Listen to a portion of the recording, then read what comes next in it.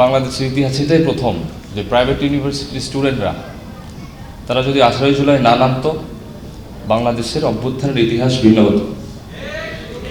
আমরা 37 জন শহীদ হয়েছি, পাবলিকে 12 জন।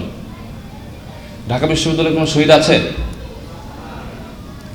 তাহলে আমাদের ক্রেডিটকে ডিসক্রেডিট করা হয়েছে, আমরা তাও কিছু বলিনি। কিন্তু একটা বিষয়ে আমাদের কোনো আপোষ হবে না, আপনারা যার যার মতো করে ভাগ বাটোয়ারা করে নিয়েছেন, নিজের স্বার্থ বুঝে নিয়েছেন, কিন্তু একটা জায়গায় অন্তত এক থাকেন, সেটা হচ্ছে যে আমূল পরিবর্তনের জন্য, যে ফ্যাসিবাদী কাঠামোর মূলোৎপাটন করার জন্য আমার এতগুলো ভাই শহীদ হয়েছে, এতগুলো ভাই পঙ্গু হয়েছে, সেই আত্মত্যাগের মূল্যায়নটা আপনারা যাতে করেন।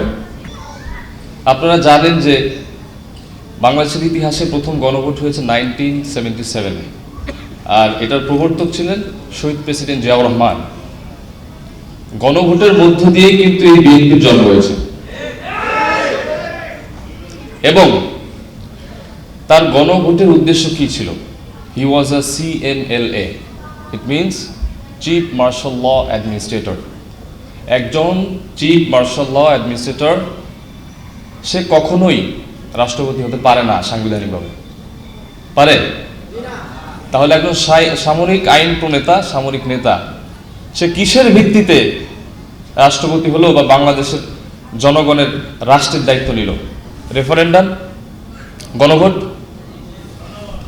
বাংলাদেশে এটাই ছিল প্রথম গণভোট, এবং এটা ছিল সামরিক শাসনকে বৈধতা দেওয়ার প্রক্রিয়া, এবং 98.9% মানুষ ভোট দিয়ে তাকে তার ক্ষমতার বৈধতা দিয়েছিল। এবং সেকেন্ড রেফারেন্ডাম দিয়েছিল হোসেন মোহাম্মদ এরশাদ 1985-এ, 21 মার্চ। একই উদ্দেশ্য, যে সেও ছিল আপনার সেনাপ্রধান, সেও ছিল আপনার সামরিক প্রধান, তো সেও বৈধতা চেয়েছিল যে আমি রাষ্ট্রীয় ক্ষমতা নিতে চাই, সুতরাং আমি গণভোট দিচ্ছি, আপনারা যদি বৈধতা দেন আমি ক্ষমতায় থাকবো, নাহলে থাকবো না। এবং জনগণ তাকেও মোর দ্যান 80% ভোট দিয়ে তাকে তার ক্ষমতার বৈধতা দিয়েছে। তাহলে প্রথম দুইটা গণভোট হয়েছে কি জন্য? সামরিক শাসনকে বৈধতা দেওয়ার জন্য। এবং এটা চলার পরে 90s-এ এসে আপনার এরশাদ বিরোধী আন্দোলন, তখন আপনারা রাজনৈতিক ঐক্যমতে এসে তার বিরুদ্ধে অভ্যুত্থান ঘটিয়েছেন। তারপরে তৃতীয়বার যখন গণভোট হয়েছে, এটা কে করেছে? আপসহীন নেত্রী বেগম খালেদা জিয়া করেছেন, এবং এটার উদ্দেশ্য ছিল সংবিধান সংস্কার। তাহলে বাংলাদেশের যিনি প্রধানমন্ত্রী আছেন এখন, তার অবশ্যই তার পিতামাতার গৌরবোজ্জ্বল ইতিহাসকে মনে করতে হবে। বেগম জিয়া তিনি 16 অ্যামেন্ডমেন্ট এনে তিনি ক্ষমতার সংস্কারের বৈধতা চেয়েছিলেন। তিনি কিন্তু আগে নির্বাচিত হয়েছেন, তারপর গণভোট দিয়েছেন। তাহলে আপনার সম্মানিতা মা বাংলাদেশের সংবিধান সংস্কারের জন্য গণভোট দিয়ে আপনার কনস্টিটিউশনে অ্যামেন্ডমেন্ট এনেছেন, তাহলে এখন গণভোট মানতে আপনাদের সমস্যা কোথায়? এখন কথা হচ্ছে, একটা জিনিস মনে করিয়ে দিচ্ছি, যে লাখো শহীদের রক্ত কেনা 71 যদি কারো বাপের না হয়, হাজারো শহীদের রক্ত কেনা 24 কারো বাপের না। সুতরাং কোনো ছলচাতুরি চলবে না। অনেক দেখেছি আপনারা চরম আনকনস্টিটিউশনাল, আনলফুল কাজ আপনারা পার্লামেন্টে করছেন। আপনারা রেফারেন্ডামকে ভয়েড অ্যাব ইনিশিও বলেছেন, হুইচ ইজ ইনকারেক্ট। আপনারা পার্লামেন্টকে সফরেন বলেছেন, হুইচ ইজ ইনকারেক্ট। এই কথাগুলো আপনারা একান্তই গায়ের জোরে বলছেন, এটা করা চলবে না। আর আমি বিরোধী দলকে অতি আন্তরিকভাবে বলছি যে আপনারা যথেষ্ট ধৈর্যের সাথে আপনাদের দায়িত্ব পালন করছেন পার্লামেন্টে, কিন্তু এভাবে কাজ হবে না, এভাবে হবে না। আমরা অনশনরত অবস্থায় 5 জন সংসদ সদস্য, মাননীয় সংসদ সদস্য আমার সাথে দেখা করেছেন। আলহামদুলিল্লাহ, ওনাদের একটাই কথা যে তারা শুনছে না। তা শুনছে না, তাহলে আমি কি করব পার্লামেন্টে থেকে? আপনাদের রাজপথে ছাড়া এই জুলাই সনদ বাস্তবায়ন হবে না, কোনো মতেও তারা শুনবে না। তারা দলীয় এজেন্ডাকে, দলীয় মতের অভিপ্রায়কে 70% জনমানুষের অভিপ্রায়ের উপরে আস্থা দিয়েছে, অবস্থান করিয়েছে। 70% ইজ মোর দ্যান 51%, রাইট? এখানে ডিপ স্টেটকে ব্যবহার করে তারা ইঞ্জিনিয়ারিং এর মাধ্যমে সংখ্যাগরিষ্ঠতা পেয়েছে। আমরা বলি নাই,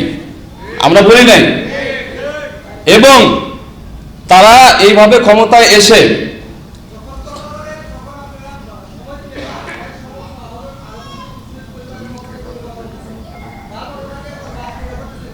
আচ্ছা, একটু আমি বলা উচিত আমার মনে হয়।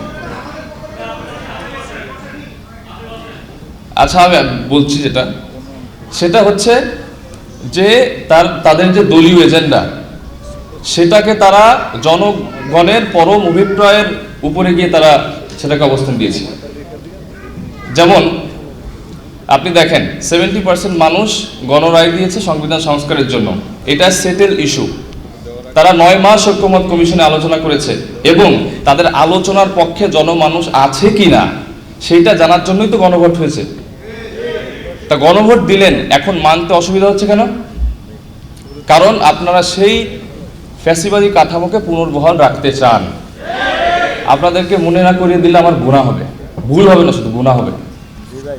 সেটা হচ্ছে আপনার আলী হাসান মুজাহিদ সাহেব, মতিউর রহমান নিজাইব সাহেব, তাদের সাথে কি করা হয়েছিল জাতি আমরা দেখি নাই? কি করা হয়েছিল? তারা ফুলমন্ত্রী ছিলেন না? তাদের ফাঁসিতে ঝুলানো হয়েছে? ঝুলানো হয়েছে। আপনি ভুল বলছেন, ঝুলানো হয়েছে না? আপনাদের নিশ্চিন্ত হওয়ার কোনো সুযোগ নেই। আপনারা কতটা জুলুম নির্যাতনের সয়েছেন এটা আমরা জানি, আপনাদের প্রতি সহমর্মিতা আমাদের আছে। ঠিক একই ঘটনা আপনাদের সাথে হবে যারা এখন সংসদে আছেন বিরোধী দলের পক্ষ থেকে। আমরা চাই না আপনাদের জানমাল পূর্বের মতো ক্ষতিগ্রস্ত হোক। আপনারা যদি এখনই সংবিধান সংস্কারের জন্য রাজপথে না নামেন, আপনাদেরকেও সাসপেন্ড করে দিবে, আপনাদের দলের নিবন্ধন বাতিল করে দিবে। আপনারা এখনই আপনাদের শুভ বুদ্ধির উদয় হওয়া উচিত। এই জন্য আমি বলছি যে জুলাই সনদে কোনো আপোষ করবেন না। আমাদের দায়িত্ব ছিল, আমরা ছাত্র নেতৃত্ব দিয়ে আমাদের যার জায়গা থেকে আমরা একটা অভ্যুত্থান করতে পেরেছি। আল্লাহ সুবহানাহু ওয়া তাআলা আমাদের সাহায্য করেছেন। গত 17 বছর অনেক আন্দোলন হয়েছে, কোনো কাজ হয়নি। আল্লাহ আমাদের কবুল করেছেন বলে আজকে এখানে কথা বলছি। আমরা নিজেদের কোনো ক্রেডিট নেই না, দাবিও করি না। আমরা প্রাইভেট থেকে উপদেষ্টা হইতে যাই নাই। কোথাও থেকে একটা কলঙ্কের দাগ আমাদের গায়ে লাগতে দেয়নি, আলহামদুলিল্লাহ। শুধু সত্য বলতে চাইছি, সত্য বলবো বলেই।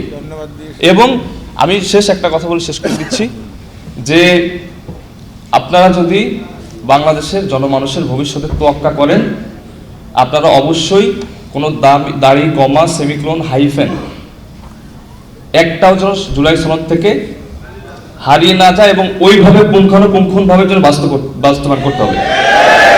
যদি একটা অর্ডিন্যান্স এখান থেকে সরিয়ে ফেলে, আপনারা জানেন কথা অনেক চলে আসতেছে, আমি দুঃখিত, যে তারা গুম কমিশন অর্ডিন্যান্স কেন বাদ দিচ্ছে, তারা সুপ্রিম কোর্টের বিচার সচিবালয় সংশোধনী অধ্যাদেশ কেন বাদ দিচ্ছে, তারা ব্যাংক রেজুলেশন অধ্যাদেশ কেন বাদ দিচ্ছে?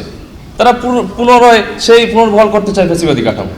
তা আপনারা এই কাঠামোয় থাকলে তো রাজনীতি করতে পারবেন না, পরের বার কোনো সংসদ নির্বাচন করতে পারবেন না। কেন রাষ্ট্রপতিকে সরানো হয় না, এই প্রশ্নটা আপনারা কেন করছেন না? চুপ্পু এখনো কিভাবে আপনার রাষ্ট্রপতি? এবং এই যে আপনার শেখ হাসিনা বলেছে যে আমি লেথাল ওয়েপন ইউজ করার অর্ডার দিয়ে দিয়েছি, এই একটা অর্ডারে আমার 2000 ভাই নাই। এটা চুপ্পুর সাথে বসেই মিটিং হয়েছে। আমি 10 সেকেন্ড। আর সেটা হচ্ছে যে তারা চুপ্পুকে এই জন্য সরাচ্ছে না, কারণ পরবর্তী নির্বাচনের আগে তারা প্রেসিডেন্ট চেঞ্জ করবে এবং নির্বাচনকে আবার ইলেকশন ইঞ্জিনিয়ারিং এর মাধ্যমে আবার ক্ষমতায় থাকবে এবং আপনাদের নিশ্চিহ্ন করে ফেলবে, আমাদেরকেও করবে। এবং এখন যেহেতু সময় আছে, আপনাদের আল্লাহর দোহাই আপনারা ঐক্যমত হয়ে রাজপথে নামেন, যে আপনারা যদি না করেন আমরা সরকার বিরোধী আন্দোলন করতে প্রস্তুত।